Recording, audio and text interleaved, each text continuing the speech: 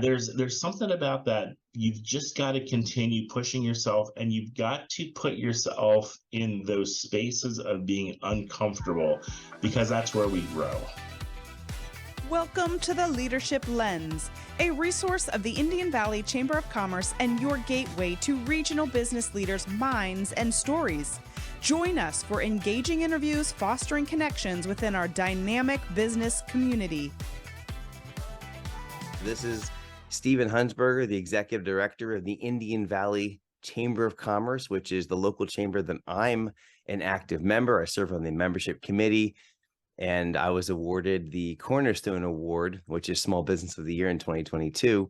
And Stephen had a lot to do with that. I just wanted to say, first of all, Stephen, thank you for multiple things. Number one, for welcoming me into the chamber, for being a mentor to me, and for just continually guiding me into just better alliances and better networking and just a better overall knowledge of the community. So thank you so much for all that you do. Ken, thank you. And well, thank you too. It's an honor to be here with you this morning, and it's an honor to call you a friend and a member of the Chamber of Commerce.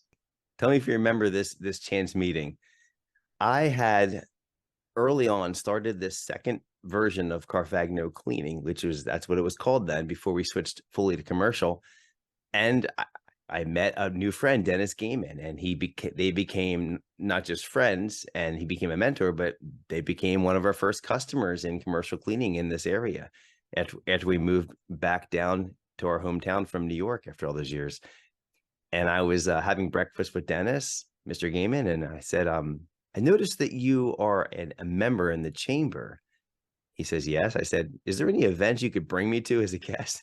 He wasn't going to that many, I don't think, at the time. He says, well, yeah, there is one thing I think we can get into. And so he brought me to like a chamber mixer, maybe like a Thursday night. And the first thing he did was he went over directly to you and he said, Stephen, this is Ken Carfagno. Do you remember what you said to him? I probably said, any friend of Dennis's is a friend of mine. Yes, either that or I berated him for not coming to chamber events lately. I think both. That's absolutely what you said to him. And I thought, wow, Dennis is really super important. The chamber director knows him by name, because I had no perception of chambers. I was never a member of one. I had gone to one or two as a guest when we were in New York. I'd never had an interest in joining one. And it's really one of my hidden goals, listeners out there, one of my hidden goals here is I want you to hear through this conversation the value of joining a chamber. Like they're so valuable. And I want you to see that and feel that and go out and support your local chamber. So I didn't know much about it. So when I'm meeting with Dennis and you, wow, he knows Dennis. The whole community must know Dennis. Like, wow, I'm with a really, really, I already knew I was with an influencer, but I felt really good. And my first interaction with you was like, wow, you made me feel welcome. So that was really cool. And I've noticed you've been able to do that throughout most of our connections. You make people feel welcome. It's a superpower that I see you have. Is that have you always had that ability, or is it something you worked on? I think I grew up with that. It's kind of in my DNA. I remember, so family is very important to me. My paternal grandparents, I knew. My maternal grandparents died before I was born. And a lot of stories growing up about how you welcome people that are not, that you may not know, and be intentional about it. My Grammy was blind. My Grammy was born in the late 1800s. She was blind. She had retinitis pigmentosa.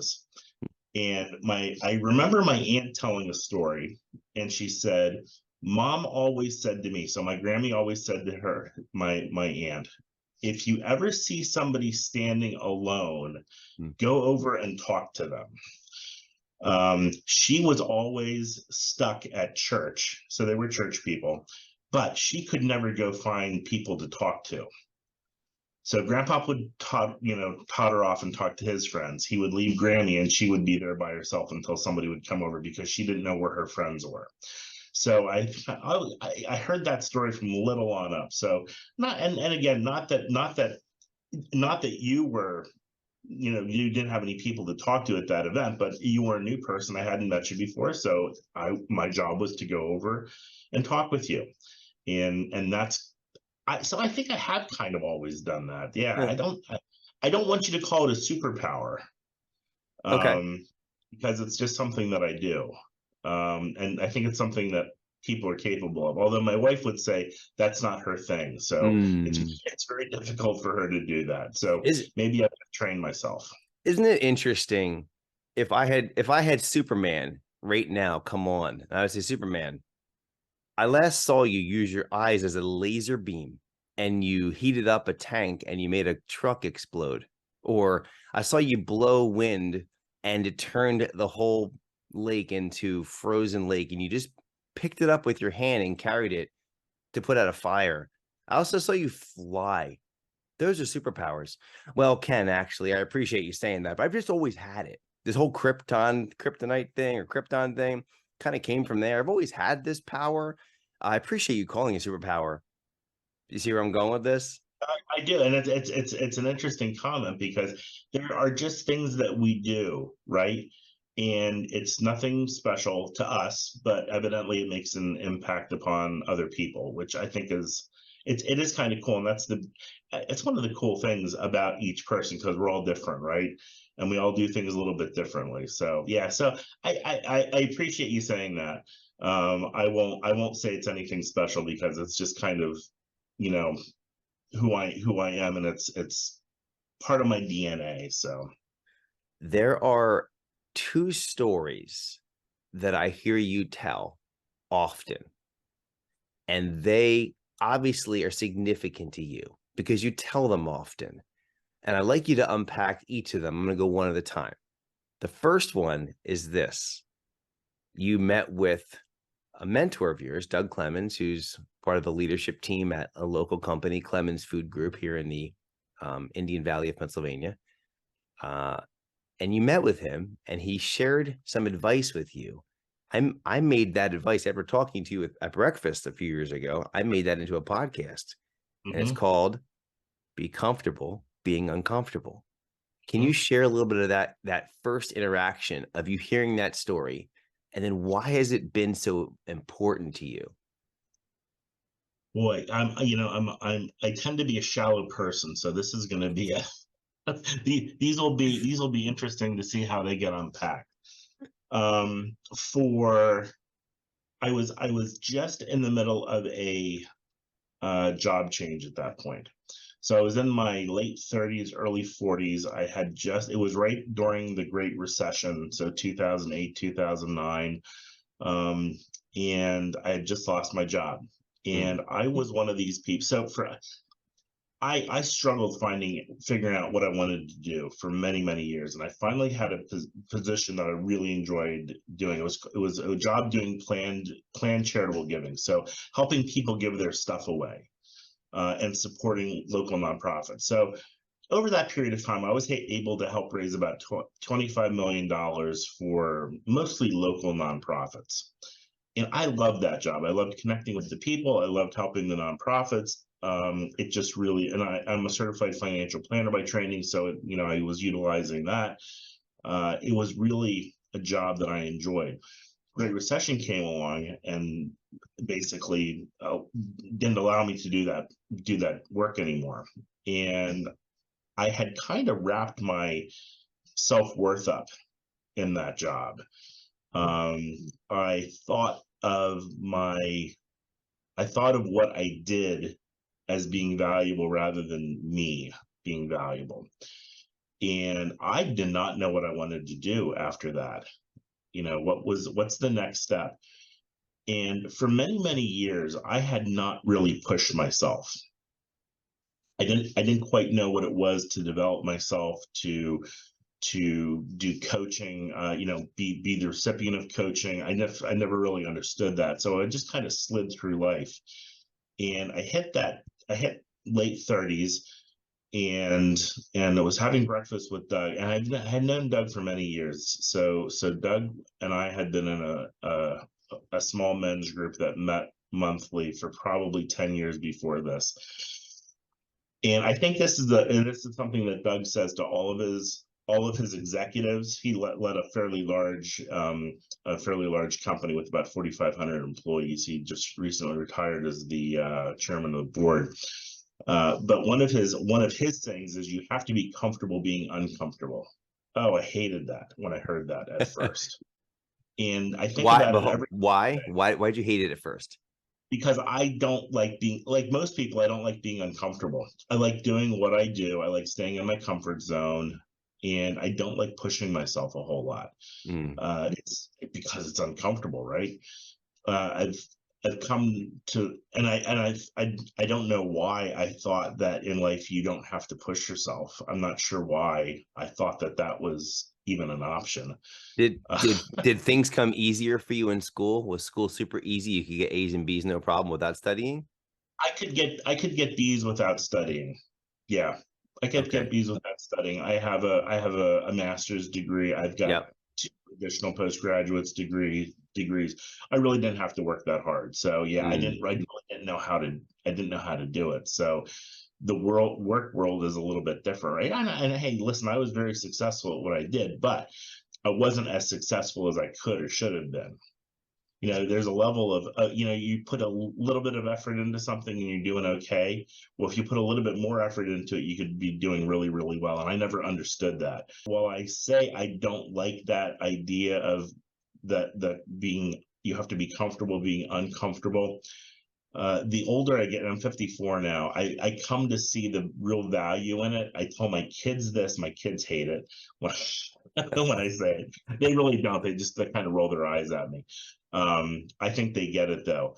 And yeah, there's something about that. You've just got to continue pushing yourself, and you've got to put yourself in those spaces of being uncomfortable, because that's where we grow. So if you're not necessarily comfortable meeting new people, but your job is required to do that, well, just do it. And the more you do something you're not comfortable with, the more so if you're an athlete, you condition your body, it hurts the first couple of times you do it, but the more you do it, the easier it gets, the stronger you get, the more limber you get. And eventually it just kind of, you develop muscle memory. And I think that's kind of the same thing with this intellectual exercise of being comfortable being uncomfortable. You just kind of get used to it, you embrace it, and you just kind of go with it at that point. And I don't find too many situations where I'm uncomfortable at this point. I think I'm sure I always find new situations, but I can deal with it now. Well, it's become a habit. It's become a habit, yeah. And I could tie this back.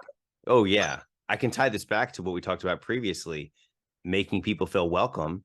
That is comfortable for you. You do it naturally. But to someone that would consider it a superpower of yours, they might be a high S or a high C on the DISC personality. They might not think, well, I don't know if I can do that, but the benefit's there. So they would need to feel uncomfortable.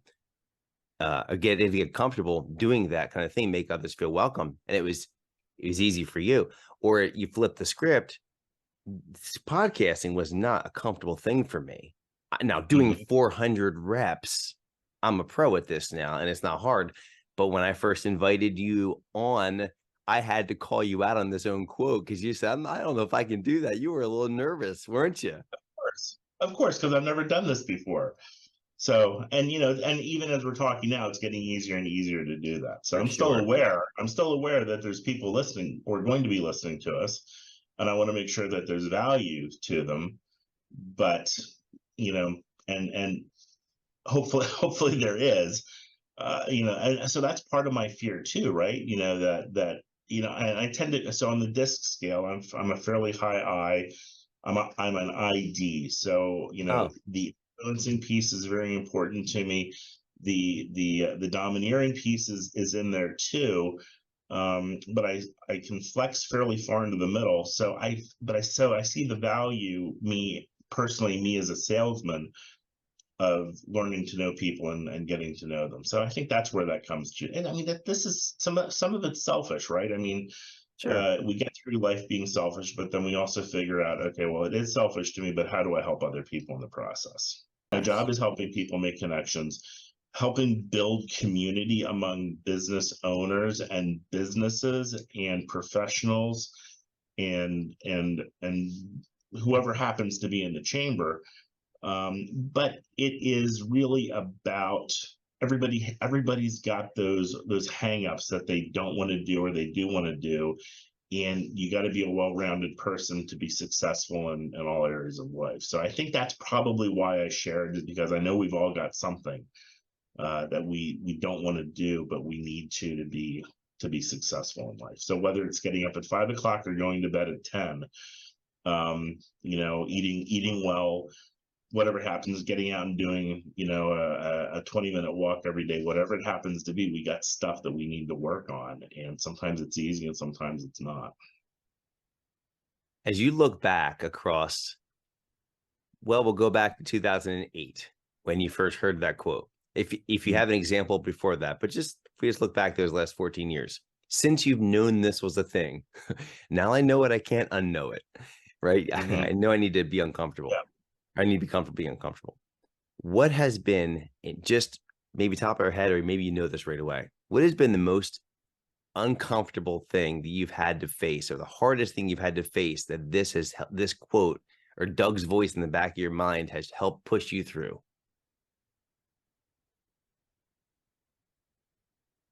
Well, that's a tough one.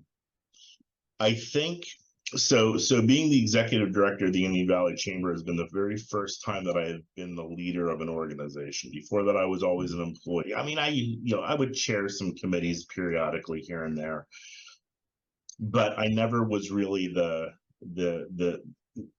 buck stops here kind of thing in leading and this is not just leading a 3-employee team. This is leading a 300-member chamber that has probably about 10 to 15,000 employees. So, we're not just. I think that's the piece is okay. You've got potential here, and you can go from being an employee and doing what you're told to do, and as a salesman, you're kind of, boy, you're on your own. You know what you need to do. You're given a framework of what to do, right, and you're successful. But leading an organization is a little bit different. There was stuff that Doug knew about me that he needed to say. You need to be comfortable being uncomfortable. So you have to absolutely have that. You've got to have that outside influence, that coach, that mentor that says, okay, yeah, these are some things that you're really needing to kind of deal with. So yeah. And like you said, they're never comfortable. It's like, I don't want to deal with it. It took people like Doug and Ken Byler. Yep. Yoda. Master Yoda. I think your listeners know about Yoda. So Ken Byler was a coach of mine that I engaged for probably about 3 or 4 years. So that was very helpful. Ken's one of those guys that I'm going to miss when he retires. Ken Byler, not Ken Carfagna. Ken Carfagna has a few years to work yet. Yes, I do. But the second thing I hear you talking about all the time, it's an example, metaphor that I hear you use often. You will say leadership or the chamber or whatever the example, it's like an elephant. Oh, yeah. Will you tell that elephant story, and where did you hear that, and why is that such a powerful story for you? I didn't actually know that I use that a lot. So. Thank you for telling me that. That was box number 2. That was box number 3 right there. That's right. What other people know about me, but I don't. I don't know where I first started using that. Oh, I know. I'm in Rotary. And so the story, okay, so there were these 4 men who were 4 blind men who were asked to describe an elephant. And the one first man said, well, an elephant's like a wall. Well, he was standing at the side of the elephant. Nobody can see me. We're on voice, but Ken and I are on video, so I'm Th- putting my hands up. He's feeling the side of This will the be on elephant. YouTube too. This will be a video and an audio. So the first man says blind man says the elephant is like a wall. He's standing at the side of the elephant, and obviously the side of an elephant is pretty big, so it seemed like a wall to him. Other guy said, no, an elephant is like a rope. Well, he was standing at the back end of the elephant, hanging onto his tail. And the third man said, no, an elephant is like a snake. Well, he was up at the front, and he was hanging onto the trunk, the elephant's trunk. And the fourth man said, no, an elephant is like a tree trunk, because he was hanging on to the leg. And they're all right? They're all right, but they're also all wrong, in that an elephant is so much more than just the side and the tail and the leg and the trunk. You've got a whole living animal, and while it is all those things, you put it together and it's so much more. And depending on how you interact with so I used to use this in the context of Rotary. Depending on how you interacted with Rotary, it was a local place to get together with your friends every Thursday for dinner. Or it was your way to do international service, or it was your way to do local service, or whatever it happened to be. The Chamber of Commerce is a little bit like that too. Our tagline is advocate, educate, and connect. So depending on how you, as Ken Carfagno, interact with the chamber, it's completely different than how a multinational corporation interacts with the chamber, right? But it doesn't make it any less. It's just different for each person, and actually where the individual lies within the organization too. So you may have the CEO that's interacting with the chamber. You may have your middle management that are coming. You may have, if you're a banker and insurance agency, you may have your salespeople coming to do networking and learn new people. Because why do we network? Business with people we know, like, and trust. So we get to know them. Yes. And we get to like them, then we learn to trust them. And so CEOs don't necessarily care about that, but the salespeople or the middle managers care about that stuff. The HR and the owners care about the education piece. The owners care about the advocacy piece. What are we doing at the state level, the local level, the state level, and the federal level for influencing policy and laws. So I think that elephant story kind of is important to me, because I recognize that what we're working at growing here at the chamber can have a whole lot of different meanings to every person that we come in contact with, whether they're members or not. And that's where that building the relationship is really, really important also, because if you've got the relationship piece, then absolutely that happens. But if it's just me sending out a postcard, we're going to have a maximize your membership meeting, new members come check out the chamber. You get a postcard in the mail, it's not going to mean a whole lot. But if I've got Ken Carfagno that calls up his buddy that's got a business or works for a business and says, hey, I think you should probably join this chamber, and this is why, they're going to listen to it a little bit more, because that breaks through there. So I think I think it's critical, but it's the hardest part is helping others figure out, okay, well, yeah, okay, so I interact with the elephant's tail, but boy, I could be interacting with the whole elephant. Sometimes it's not practical, sometimes it's just impossible, but I think that's probably what we need to be doing the most of, is helping everybody understand what they did, what it is that we do as a chamber. The Indian Valley Chamber is kind of unique in that I have a little bit of retail, I've got a lot of professional, and I've got a lot of I shouldn't say I should say we, sorry about that. We have a lot of professional and manufacturing. Those are really between the retail, the professional, and the manufacturing. Those are a lot of different. I mean, there's no uniformity among their needs. The one thing that I have kind of figured out is that everybody needs to teach their employees how to be good leaders, right? So that education piece has become pretty important for this chamber.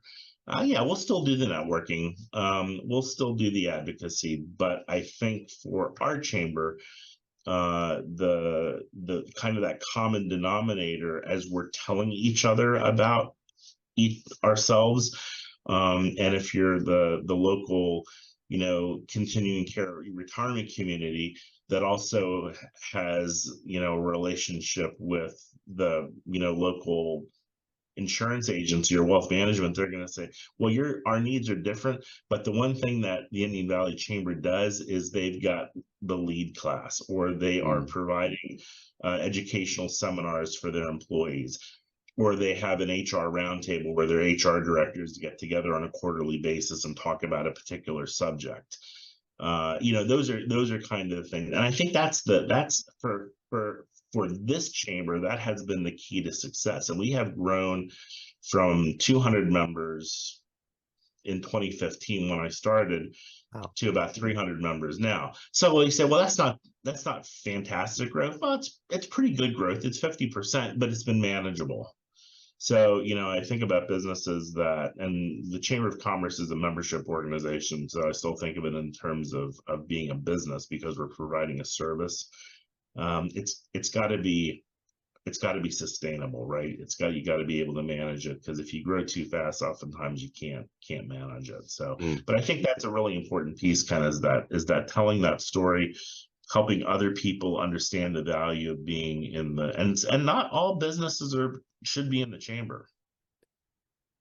That was a lesson I learned early on. Oh, I was about to go somewhere else, but you just handed me a bigger shovel. So okay, just expand on that, what the lesson is and what type of business or whatever characteristic about that business you think makes them not a viable candidate. Yeah, I don't think it's a particular kind of business. I think it's a particular kind of owner. Because I think you have to have a sense of community to be part, because so ultimately this is a Chamber of Commerce is a membership organization. Yep. Give first. Yeah, well, yes. So you've got to figure out, it is a give and take thing. Yeah, I'm gonna join the chamber because there's things that I want to get out of the chamber. There's also things that I want to give the chamber. I think you talk about this in being a servant. You did a podcast called, was it Making a Name for Yourself? Yeah, with Ken Byler. Yes, yeah, making a name for yourself. So there's that piece. So you put into this idea of filling up somebody else's bucket, and then your bucket fills up in the process of it. There are some business owners who do not quite understand that in order to get something, you sometimes have to give something. It's that idea of priming the well, right? If you just use up, it's not going to work. Right.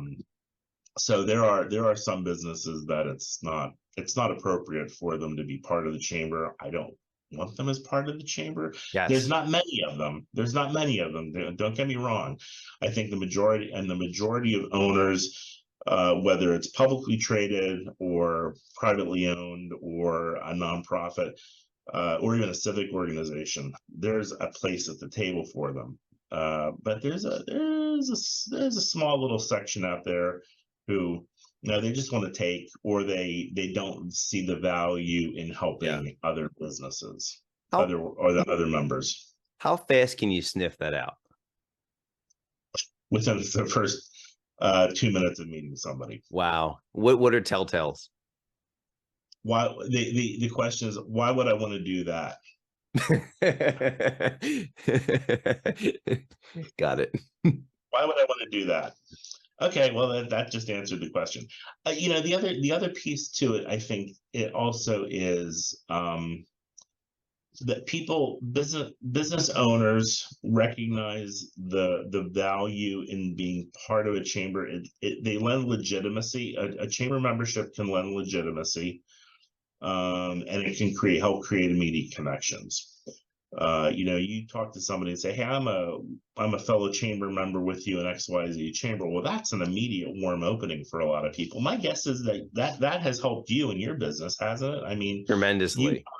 walked up to somebody and said, you don't know me, but I'm a chamber member. A little bit like any friend of Dennis's is a friend of mine. Yes.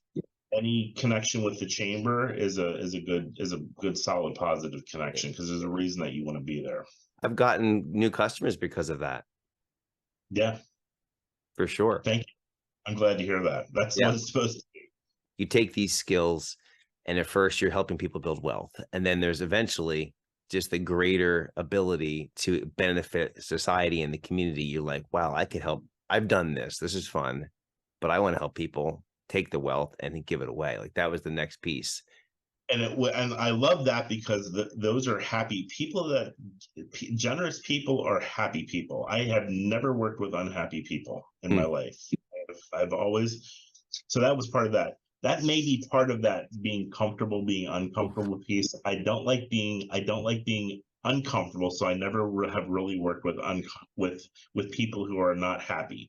So as I was growing their wealth, they were happy. As I was helping them give it away to their charities that they want to support, they were happy. And now, as we're building the chamber and building community of businesses and business owners and professionals and tradespeople, they're happy there too.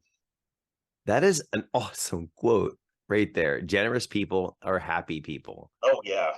You can. That's not. I didn't come up with that one, but I will tell you who I first heard it from. Arlen Lapp, who I worked with at Mennonite Foundation. So not officially a mentor, but one of those unofficial mentors that we kind of have through life. Yeah. I worked with him for 10 years, and he always said, generous people are happy people. And the people that you referred to earlier that aren't good fits for the chamber, do you generally see them as unhappy? No, yeah, I do. I see them as and again, so these are my lenses. I'm the one that asked about the lenses. So I see them as selfish. I see them as focused on their own personal gain rather than the gain for everyone. I think you can be focused on your own gain and be focused on the community's gain. But if you're only ever focused on your own, I think, boy, there's a limiting factor there. And I think it kind of is a dead end. I think it's a dead end. I think you've got to be focused on other people around you. So whether you're a D, I, S, or C, unless you're focused on those around you, and isn't that the trick of leadership there, is helping others succeed. If you're a good leader, you're helping others succeed. So I think it kind of goes back to that too. If you're only ever focused on yourself, boy, you're not gonna go. You're not gonna do well in life. People aren't gonna like you. You're not going to be remembered once you're gone. I think we're kind of called to build up treasures in heaven. Jesus says, and our heart is where our treasure is. Treasure is. Yeah. Not our treasure. Not where we think we should be. Our heart is where our treasure is. So where our treasure is, we follow it. So we got to put the treasure at the right places. Yeah. Oh, that is so good. That's so good. Jesus has some pretty good one-liners, doesn't he? Oh, yeah. Well, for many years, I always thought it was our treasure is where our heart is. That's not the way humans work. Yeah. We've got to put our treasure at the right place, and then we follow it. Yeah. Because we're selfish. There is a couple characteristics I notice about you, and we've touched on them. Giving to others. Volunteering. Like, I just looked at I have a list of things that you did for work. Then there's a list of others I put and volunteer things. You've been on boards, memberships. You're involved in parks and recreation. You're involved in regional planning. You're involved in the local school as a teacher, all these different pieces. And now the chamber, like, it's all culminated in your work as a chamber. Has being a part of the community, like an active part of the community, always been a core value of yours? Where did that start? Why is it so important? Just kind of however you want to answer that. Yeah, I think that's in my DNA. I think that comes from family involvement. I think it's, where where we live here too, Ken, is pretty easy to be involved in the community. Not everybody has those opportunities, I think, depending on where they live. But I think particularly here where we are in Bucks and Montgomery County, we have a lot of those opportunities. Right. I grew up in Lansdale, so I kind of grew up away from where we live now, and I always felt very disconnected because my family was rooted in the Indian Valley. Historically, have been rooted and my friends were here. Boy, I moved 7 miles from where I grew up to the Indian Valley. It's a completely different community.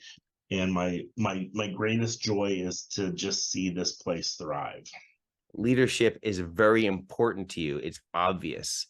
Has it always been important to you, or is it just since you started with the chamber? No, I think it was that epiphany that I had with Doug Clemens sitting at the Franconia Cafe, saying, "Steve, you need to be comfortable being uncomfortable." That was also, I think, the beginning of that leadership piece, because I realized, okay, well, that's kind of the mechanism, learning leadership. But I think it probably really kicked into high gear when I did join the chamber about 6 years later as the executive director. I think I then had the opportunity to kind of practice what I preach, right? So Right.